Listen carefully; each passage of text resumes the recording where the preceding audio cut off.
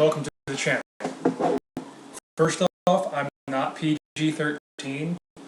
I will occasionally say things like shit, fuck, 99% of politicians blow donkey cock. If words offend you, I'm not sorry in the least. You need to grow up, grow some thicker skin, and stop being a little bitch. So who am I? Well, I'm not an expert.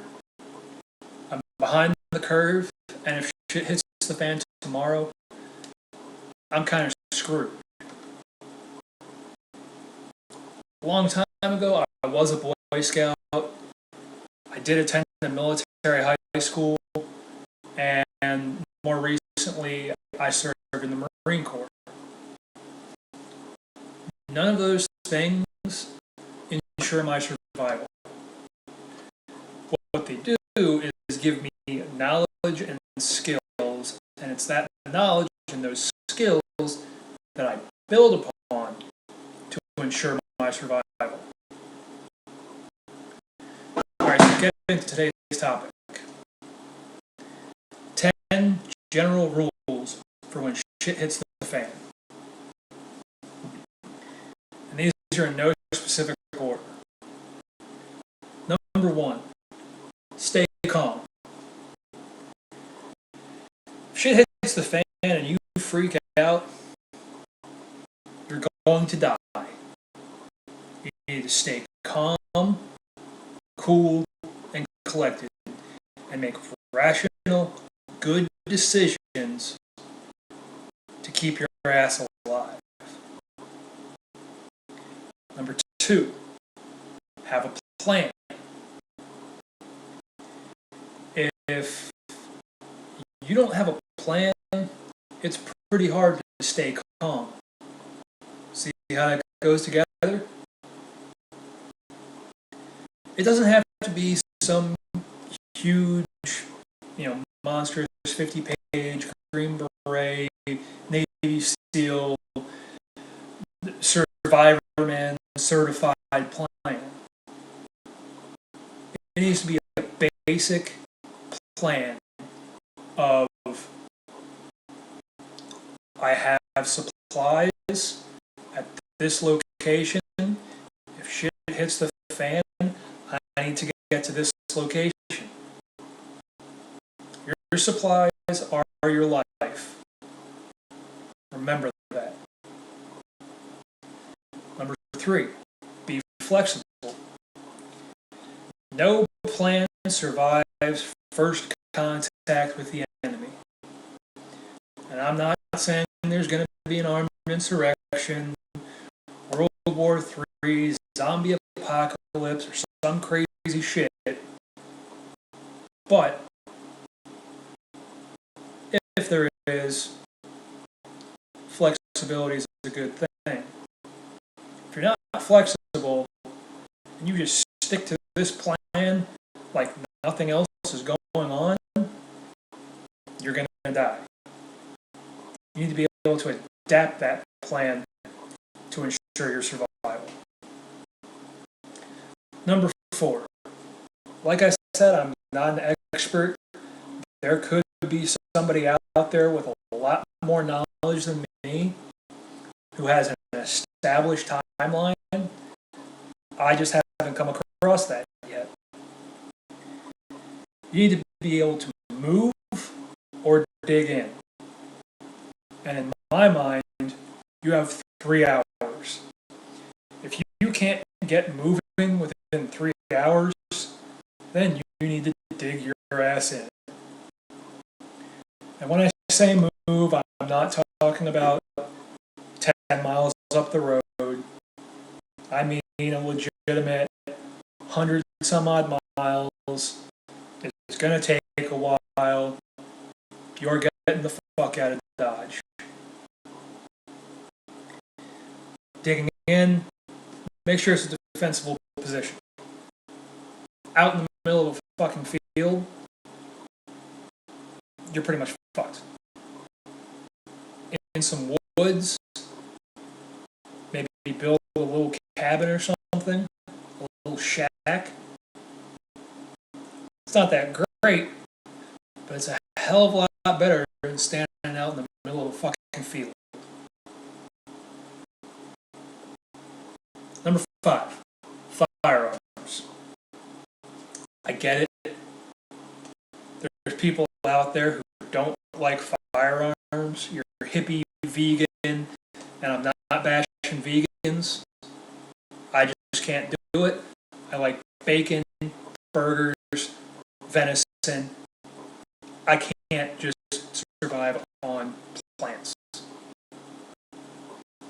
You need to have a firearm not only to protect yourself, your loved ones, but also to hunt. Yeah, you can protect yourself and your family and go hunting with a spear, but it's a shit ton harder. Get a firearm. Learn how to use that firearm. Number 6, first aid. You don't have to be a nurse or a doctor or a surgeon or some crazy shit like that. But you do need to have basic knowledge of first aid. How to properly clean and disinfect a wound, how to dress those wounds, administering CPR, treating for hypothermia, heat stroke, heat exhaustion, treating for shock. It's a big one. You need to know these things. You also need to have the supplies to do that. Number 7, food and water. You need to store some food and some water, as well as the means to get more. Iodine tablets to purify water. Seeds to grow crops. Extra ammunition to hunt. You need this stuff. Your food and your water is important. The more you have, the longer you can survive. Don't know why I have to say that, but it seems pretty common sense to me. Number 8, laugh. It's going to be a high-stress environment. If you're taking yourself way too seriously, and you're not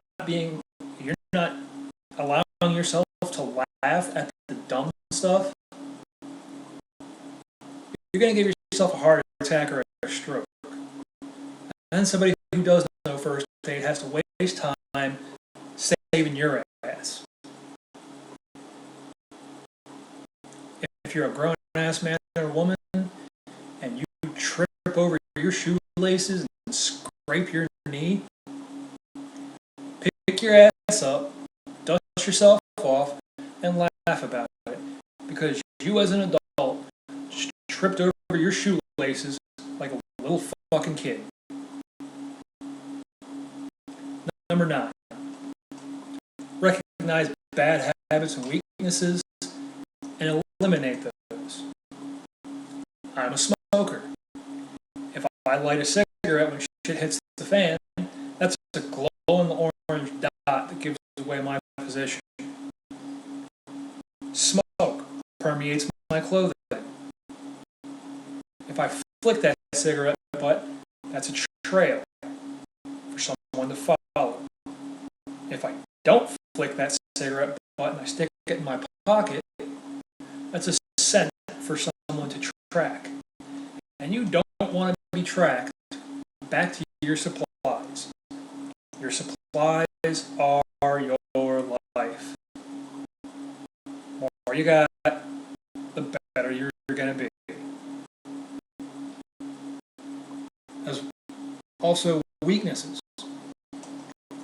my opinion, if you can't run/jog 3 miles continuously, you need to get yourself up off that fucking chair, get outside, and start moving.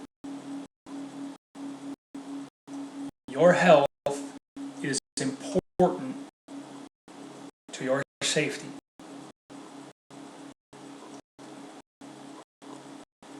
Number 10, size matters.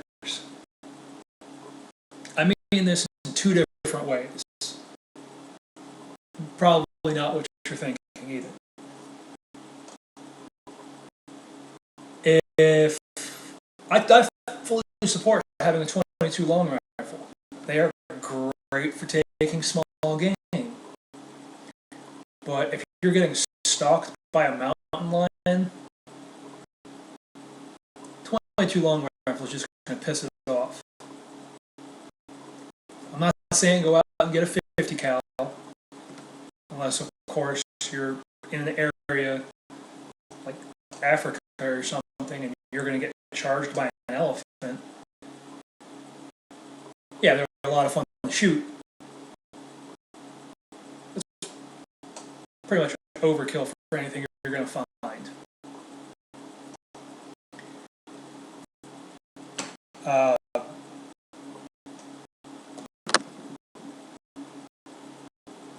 The S22 is very, very cheap as well. That is also important. You can stockpile that. What else do I mean by size matters? The size of your group. Alright. If you're just one person, the advantages over being in a group, you have more mobility, you are a smaller target, not as easy to find.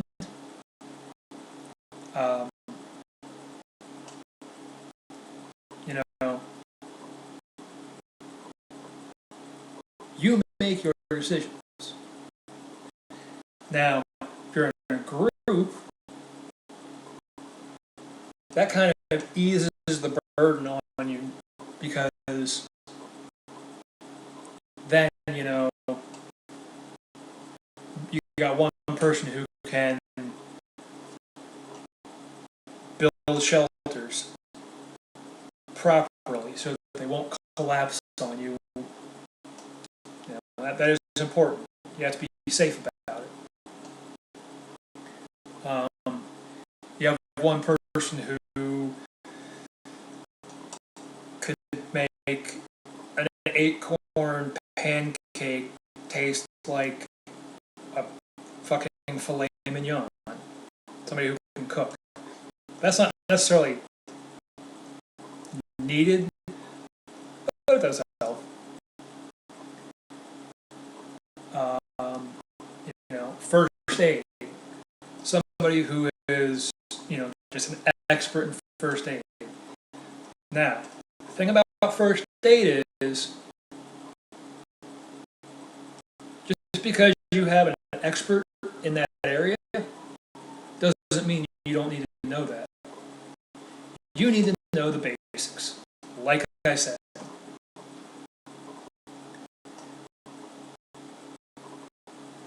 With that, you also have, you know, different people coming together. You're going to butt heads at some point. Be a fucking adult. Compromises. Don't compromise your safety. I want to thank you for tuning in, and if you have any suggestions for a video that you'd like to see, or suggestions from me personally, leave them in the comment section below. If you like this video, please like, share, subscribe, retweet, whatever. I'm not a technological genius. Do something. Get the word out there. Help save lives.